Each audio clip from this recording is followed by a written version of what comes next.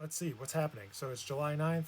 Next week we'll be coming live. I'm going to see if I can do it live from the Trombone Festival. We'll be in Columbus, Georgia for the International Trombone Festival. Have a good time there. I'm playing on Friday there with Jennifer Wharton. Jack is listening. Jack Courtwright is one of the finalists for the J.J. Johnson competition, and then we have the Carl Fontana competition, and so I'll see a bunch of you there, I'm sure.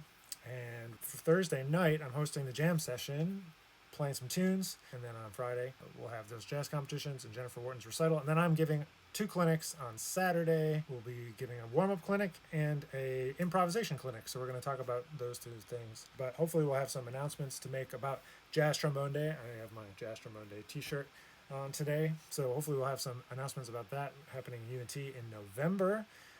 Hopefully going back to an in-person event, hybrid event, so you can still join if you're anywhere in the world, of course, and also come and hang out with us at UNT if you like. The other thing I want to talk about is I am launching a new book, and I'm going to have some pre-launch copies available for sale through Duets. So I wrote a duet book, and it's duets that feature improvisation. So the duets all are for 2 trombones. So instead of being like trombone and rhythm section duets, they're trombone duets that are all about having improvisation as an essential element to them, talking about jazz language and all this kind of thing. So there's 11 duets in the book, and it's everything from blues and tunes and stuff, and some original duets. I want to try to record some of those duets with people next week. So if you're going to be around at ITF, let me know.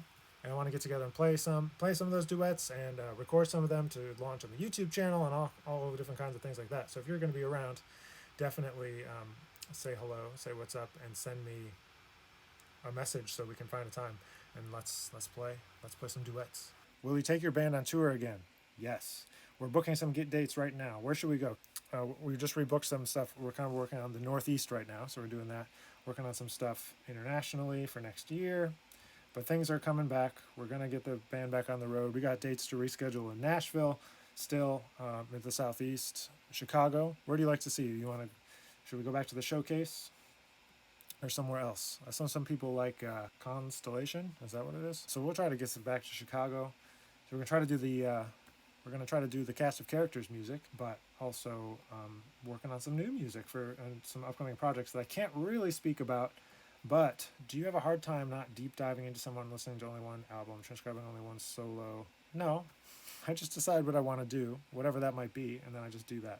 So if it's usually for me at this point, if I'm trying to, it's more like conceptual, like I'm trying to dig into a concept. So that might be different players, it's not necessarily going to be one player. So I would transcribe different things for different reasons. I try to transcribe things that have a purpose, like educationally or like concept wise, or I need to learn certain vocabulary, or I need to learn certain lines, licks, language, something like that. So all of that stuff is relevant. Are you more impressed by a sideman who always sounds like themselves no matter the context, or a sideman who sounds different in each band? Impressed is kind of a loaded word, I suppose. I don't know if I'm impressed. I think it's a combination of both. If you can sound like yourself while you're playing the context of the music is, I suppose, the most impressive, because I really don't like people that don't play the context of the music. For example, they just play like whatever they want over like an early jazz tune, and it's like, it doesn't fit. Like, so you always got to play the context of the music. To me, I would say that you have to combine the 2 things together. If you can sound like yourself no matter the context and no matter the style, that is interesting.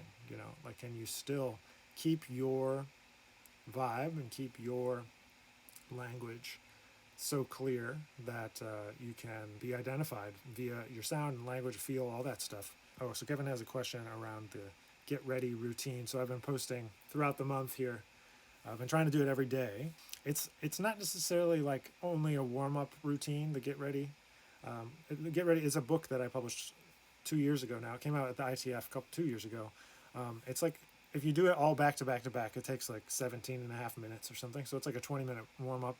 But it's kind of more of like a routine than it is a warm-up, in that it's not only fundamentals. It's going to kind of push you. For me, I'm not really viewing it so much as like only a warm-up kind of thing. It's a routine that I want to go through that hits flexibility, it hits sound, it hits intonation, it hits doing flexibility in fourths and fifths, it hits doing the pedal register, connecting the pedal register, like a lot of things, and it's been good. I feel more warmed up more quickly after having done it. I've done it 9 or 10 days now this month, and it's like it's a foundation, a strong foundation, and I really think it is doing that for me, for sure. I'm gonna keep doing it and see what happens. So if you want to check that out, you can get that in my store, or go to YouTube if you're already on YouTube, and you can find play-alongs and an instructional video and a description all there, and you can just check it out, play along. I explain the exercises, put them on the screen, and all that stuff. So it'd be great if you bought the book, but it's also for free on the internet, and all the play-alongs are on Spotify, so you can just go find them. Favorite Contrafact standard? We were just working on in a lesson. We were working on fried bananas. I like that one. It's fun, and I like playing Donna Lee. I like a lot of the monk tunes that are, based on standards, right? In Walked Bud, that's Blue Skies, right? When you write your charts, do you prefer jazz fonts like Inkpen too, or do you prefer more? I hate jazz fonts, and I hate the jazz font for the chord change things, and it looks so dumb to me. So I use a more classic font. Slowly over the years, I've transitioned all the fonts away. I played some gigs with some musicians who yelled at me for having chord symbols be too small, so now like I have jumbo chord symbols on my music, and I'm always trying to tweak it. I'm not like an expert engraver. I think I'll probably just hire my friend Ryan to do all the engraving soon, but he uses the jazz font, so I'm gonna have to get him to not.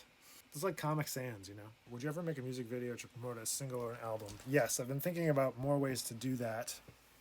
Right, that isn't just a live recording. Yes, so that's the short answer is yes. I've been interested in trying to figure out more ways to do that, so I'm going to try to keep on figuring out a way to do that. But yeah, if you can make videos that aren't just studio videos, it's going to go better for you on the internet, because that's more interesting to watch. So I highly would recommend it for sure. If you got called a gig at the exact same time by Brian Blade and Christian McBride, which gig would you take? What about Joshua Redman or Chris Potter? Of course, that's what would happen too. Is there any of you who work in the music world know that everyone calls for the same date, and it's always at the same time, and you can't ever, anytime, it's like it always comes in pairs, and you can't do both, and you got to make those decisions. Well, Joshua Redman or Chris Potter, I would say that so hard. I guess Joshua Redman, if I had to pick, because I was obsessed with his music. I was obsessed with Chris Potter too. See, I feel like I could sort of hang with Josh Redman and contribute musically. I feel like with Chris Potter, I would just get annihilated. That's like a little bit of protectionism there to save myself from myself, potentially. Or McBride or Brian Blade. I guess in this moment, I would have to say I would pick Brian Blade only because I've never played with him, and I would like to. McBride, I've done some rehearsals with the big band and stuff and been around. So I suppose from that view, that I would pick that. Taylor says, have you ever thought of doing a series like how Ben Wendell did Standards with Friends? Yes, I did that before Ben Wendell did that. Starting in 2014, I did duos every week for about 50 episodes. You can find them on my YouTube channel if you didn't know. And so I got together with all different people in New York and we played tunes. Favorite piano player? Oh, that's a hard one. It's probably either Chick Corea or Herbie Hancock. Probably Herbie Hancock. Well, no. Herbie, I guess, if I had to pick one. But I love Chick Corea, and I love his music.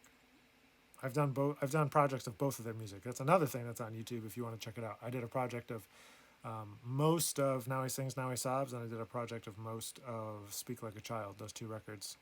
One Chick and one Herbie. Eventually, I get in the studio and record those. You said jazz is about the how. Would you say the how is even more important than the what? Yes.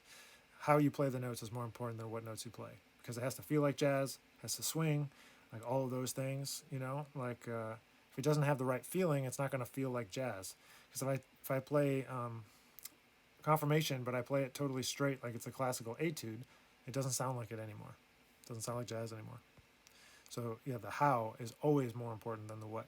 You can always fix the notes, like you can always get more hip, or you can always like play more different substitutions and all that kind of stuff, more advanced language, all of that kind of stuff. But you can't get rid of that feeling of swing, I've heard older musicians say one should transcribe the whole record.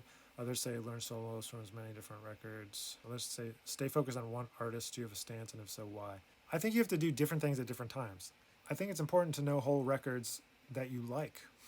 Like, for example, I love JJ in person. I know the whole record. The Eminent JJ ones, I don't like them as much as I like the other one. And so I mean, it's both, you know, like it's never the answer to most questions is like, it's not one or the other. It's probably both.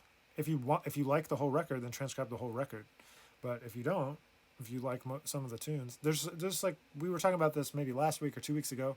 It's like, there's not enough time for you to learn the entire world of music. It's just impossible. You're never going to do it. There's not enough time to listen to it all, let alone learn it. Learn it all, like transcribe it all. You have to be, I think, you have to deep dive on a few things really, really well. 5 to 10 people, super deep dive, get as much as you can out of the records. You know, people would buy one record at a time and go deep because that's all they had, right? So when you talk to musicians that like obsessed over one record, of course they knew the whole record because they didn't have another record to listen to. But you, Abel, and everyone else that's watching, it's like we have unlimited records to listen to and watch at all times. So it's like you have to make a decision at some point. Like, what are you going to check out? How can you go deep? I wouldn't worry about if you don't transcribe every record all the way through, you know. But there's some records you should know all the way through, the ones that you love. And that's what's going to make you Abel, and not me. Because we're not going to have the same favorite records. And so we're not going to have the same language kind of in our ears at all times, you know, which is a big deal. And that's what like creates that. Jack, he was transcribing a ton of Dave Holland, and that's going to inform him differently than DJ, who's on here, who's transcribing and listening to other stuff, right? Eastman Wind Ensemble wants to commission a piece for jazz trombone and Wind Ensemble for you to play. You get to pick the composer. Who do you choose? If he's still alive, I'll choose Wayne Shorter at that time in the future. If it's right now, I would get Wayne to write it. And if Wayne wasn't an option, then Herbie, and I would say Chick. Chick was apparently working on I don't know if he finished it, but for Joe Alessi, he was writing something, I heard, for Joe Alessi. So I don't know if it's true. What's your most memorable musical moment? Playing with Lincoln Center Band and being scared, crazy scared? Ever tried a screw bell, and how was the experience? Yes, they're heavier, which is nice. Okay, so now I need all of you to help me out with this exact question. I need you to go. Okay, I'll give you the context first. So if you're going to be at ITF, definitely go to the Conselmer booth and tell them that you want the 3B plus with the screw bell, because I've been talking to them about making the 3B plus with the screw bell for 2 years, maybe 3 years, probably 3 years, and they need to hear it from more people than just me. So if you can tell them, you could also tell them on Instagram. But yeah, I have, and the best part is that they're smaller and that they'll fit into the overhead bin a little bit better. Do you feel like you play like you talk? I don't know. Someone else would have to tell me. I don't think so. One tends to play their personality, though. So I don't know. Somebody would have to tell me if I play like I talk. Because I feel like I talk too fast and disorganized. Maybe that's how I play. You'll have to tell me. Nick has a low voice but can play high notes. Yeah, you know, it's always been hard. Like when I was studying with Wycliffe, he would always want me to sing, right? And I'm into the singing thing, but like I think it's important to connect, you know, your ear to your horn and sing. Like vocalizing is very important, but like he would always sing these really high notes, and I could never really sing them, and I still can't. And I've never been able to develop my falsetto into a point where I can sing like a high B flat or a high D or something. I definitely can't do it on command, so there's that as well. Who are some players that you think bridge the gap between bebop people like JJ and modern people like Marshall? Do you know Julian Priester? And then there's all the cats that were playing in the 70s and the 80s, like Steve Turre, and people like Steve Davis, and people like Frank Lacey, and people like Robin Eubanks, and people like Andre Hayward, and I mean even Wycliffe to an extent, and like because those guys are the next generation. And there's lots of others that you might not know about that played in big bands, and like there's people like John Fedchuk, and there's people like that generation, Michael Davis, you know. There's a lot of people that are in that kind of between Marshall and J.J. Johnson. Marshall is like 10 years older than me, 8 years older than me. So to me, like Marshall and Ryan Cabriolet, Michael Deese are like the next generation older than me. And then beyond them is like the guys that we all went to for our teachers, like Wycliffe, like Turre, like Steve Davis. And then they learned from JJ and Curtis. So I guess that's the bridge. You know, Steve Davis and Robin Eubanks both played in Blakey's band after Curtis. But Julian Priester was playing a lot of stuff like in the 70s and Gretchen Moncourt and playing with Herbie and stuff like that. You know, there's cats. If you got commissioned to write a piece for ITA for whatever type of trombone ensemble you want, what type of song would you compose? I would compose like a really like, it would be a ballad and would involve me blowing over like changes that are like, cause really that sound good on trombone, you know, because trombone can have really great voicings, you know, trombones sound really good together. So it would be something where it would be like a ballad, but maybe it would build into be something more intense. But it would be, I would want to do it for, if it was especially if it's for ITF, it would be like for like 50 trombones, or that's maybe too many, but like at least like a double choir, so like at least 16, you know, be like 8 parts doubled or something like that. But you don't really need more than 8 voices anyway. In your opinion, what's a really underrated big band record? Duke Ellington, his whole catalog is underrated. Cats don't want to listen to it. And back then it was less albums, more short stuff, right?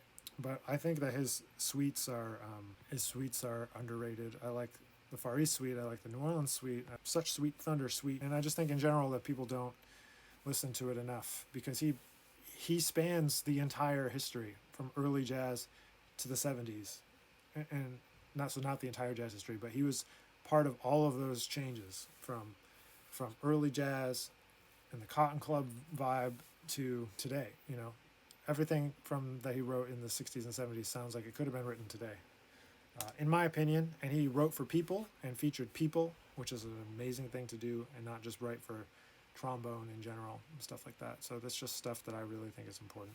But in general, I think big band is overrated. I think great music for large ensemble is great, just to be clear. But I think that the idea of big band can be overrated. All right, I think I'm going to wrap it up for today. So next Friday, we'll be live at the ITF. So stay tuned for that. Watch out if you want to record some duets. Let me know. I'm getting that project together. You have to play trombone, unfortunately. Thanks for being here today. Thanks for hanging out. I hope everyone has a wonderful, wonderful weekend.